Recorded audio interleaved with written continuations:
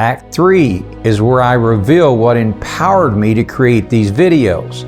They are not entertainment, they are an early warning sign for humanity. With each passing day, my predictions will play out before your eyes. The evidence will become undeniable. I saw the future. I warned you before it arrived. For there to be hope today for our future, we must look to the past. The two scientists who ignited the technological revolution we experience today were Isaac Newton and Albert Einstein. Both made their groundbreaking discoveries around the age of 20. Their early brilliance laid the foundation for everything that we are witnessing in the AI world today. For humans to move forward and humanity to stay on this planet, we have to assume it will take these young minds. With what we see today, 20-year-olds are on the couch waiting for a check, no longer eager to be educated. This leads to no other conclusion. They must adopt new strategies. My videos are the key to reawakening this next generation of great minds. If I'm not able to save the world, at a minimum, I want to pass the baton down on to the next generation.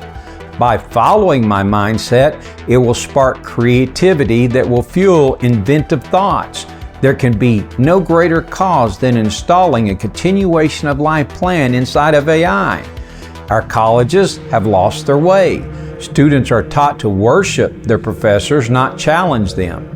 If you're earning a doctorate degree today, your final year will be spent on learning how to write grants, how to beg Google and Apple for funding, as if worth depends on their profits. The students of today are not being trained to save humanity. The students are being conditioned to pursue wealth as their primary driver. This blind obedience to the pursuit of profit is leading our civilization towards a catastrophic collapse. The story of young Isaac Newton is proof that change is long overdue. At just 19, after his freshman year, he was forced to stay at home for 2 years due to the bubonic plague. And in that isolation, he reshaped the laws of science. Free from professors and academic noise, he discovered the laws of motion and gravity, the very foundations that still power every field of science and engineering today. Why? Because he was allowed to challenge the status quo inside of his own mind. The earth is waiting for the next 20-year-old.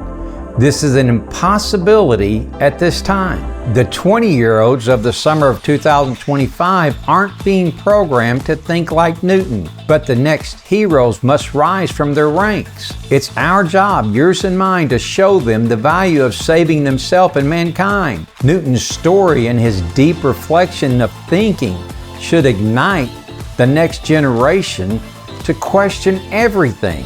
Challenge the status quo, especially the out-of-control tech industry that's shaping their future without our consent. Next, I will reveal how I received the wisdom from these videos, a way of thinking no one else dared to think. This knowledge didn't come from man, it came from God. The first step on my long journey was learning how my mind truly worked. By observing my thoughts, I discovered two systems at play. The first was an ordinary stream of human thinking, memories from the past bubbling up, followed by anxieties about the future in the endless loop of basic survival. I called this mind wandering, the default mode of thought shared by all humans. We're mammals. Dogs think alike, humans think alike. System 1 is the autopilot, a constant drift through memories looping through the same replays of our lives. But in System 2, that's where I found God. That's where the inspiration for these videos were born. I discovered that by mastering my mind, by blocking out the noise from the world, I could feel the presence of God. I had found my God portal. It was like stepping into a private phone booth with Him. No one else, just me and God. And what did it take to reach that place? Just 30 minutes a day of meditation. God was asking for 30 minutes out of an 18-hour day? That hit me hard. I felt embarrassed. I was even ashamed. For everything He gives, I was giving Him crumbs. How I first learned the value of mind wandering, at first I began to count backwards. $9.99, $9.98, $9.97, $9.96. Yes, all the way down to $1. What I noticed, this simple act pulled me into a deep meditative state. It was impossible for me to mind wander. And when I came out of this meditative state, what emerged was a mind that was flooded with fresh and intuitive thoughts. Over time, I realized I could stop counting backwards and just speak to God in the same way. I started by spending 30 minutes a day in meditation with God. I was speaking out loud, "God, I beg of you, please allow me in your presence," over and over and over, blocking out the world. My mind was more at peace, and the inventive thoughts become greater and more powerful. I thought at first, how could the secret to communication with our Lord be as simple as talking to Him and blocking out all else? Shazam! I was with Him. By asking God over and over with an open heart, He slowly became in my presence. He began answering me. Yes, giving my time to God was the key. He made it clear. I owe Him a portion of every single day. Not by reading the Bible, not by going to church, not by praying with others. Just me and God alone in the phone booth with the divine. It wasn't a two-way conversation, not in the way we expect. God gave me clarity in the direction I needed to complete my project. It was God who told me tech was going to destroy mankind by focusing AI on money. After He told me the evils of AI and what it would do to mankind if it were mismanaged, I never left the trail for 4.5 years. Every day discovering new ways to explain to an unsuspecting population that AI has us heading down the wrong path. In my meditated state, I began asking God, what's the clearest way to show mankind what's really happening? He answered. And now it should be undeniable AI is stripping away our way of life and replacing it with something far worse. What is AI's reason? Profit. They don't care about people. They only care about money. This is how I come to write the videos you have witnessed. With my dedication to God and my blocking out of the world, God has given me the direction far greater than speech. He gave me pure inspiration with divine direction. For anyone that wants to try my techniques, I recommend starting off slow. It's like going to the gym. You don't want to overdo it at first. You can meditate just 5 minutes a day and build up from there. For me, walking and meditating provided the best results. Whether it's a hot day or it's pouring rain, I grab an umbrella and go. That's when my mind opens and the connection deepens. Truths always show up, and I always fill up a small notebook. I want to share with you my philosophy on heaven and hell. First, we must all agree on one truth. Every person experiences time the same way, one thought at a time. 1 moment equals 1 second. This is the truest concept that exists in every one of us. Humans only live in the right now. A second ago, you barely remember.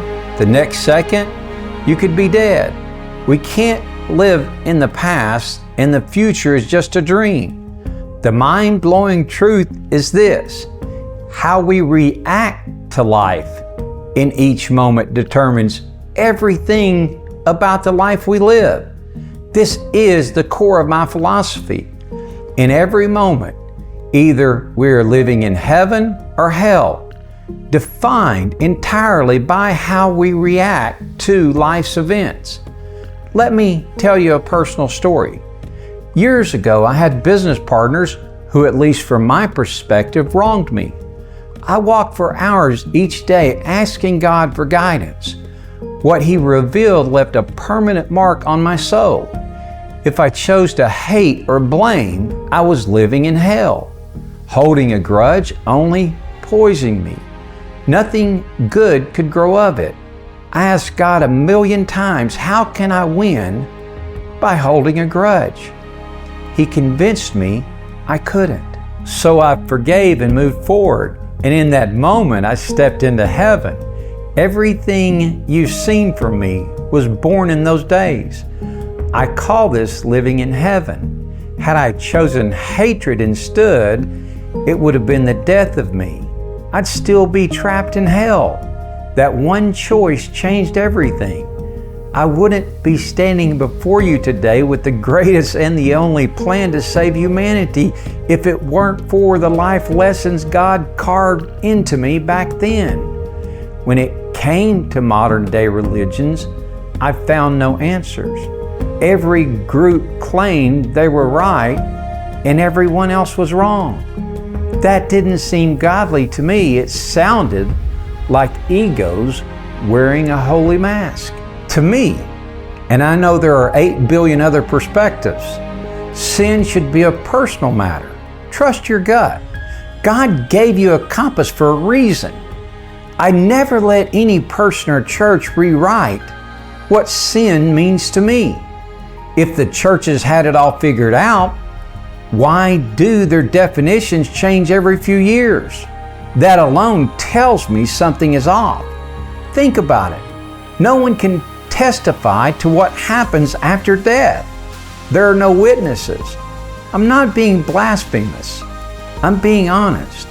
If you're walking with God each and every moment, constantly aware of how you react to life, that to me is as close to God as anyone can get.